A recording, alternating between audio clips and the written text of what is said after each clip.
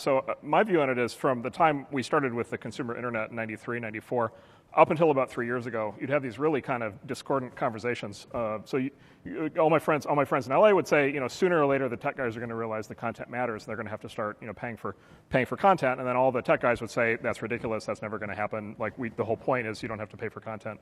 Users make all the content. And starting about 3 years ago, and of course Netflix is, has been a huge catalyst among others on this.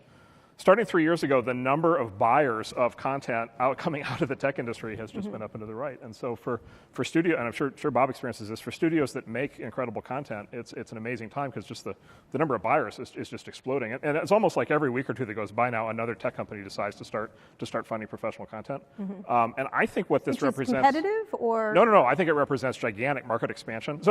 So I think the two universal truths are whenever there's a new distribution technology, there's always a panic that it's going to hurt the content industry.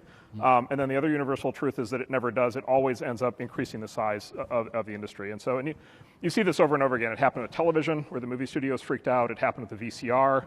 It happened with the player piano 100 years ago. There was a whole freak out over the player piano because it was going to put all the musicians out of business. Were you there then with that fantastic beard? Yeah. That was back when Henry and I were hanging out making Model Ts. Yeah.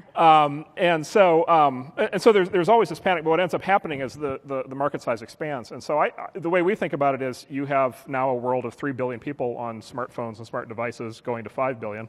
They're all going to be consumers of content. Part of what the Valley now does is actually buys content.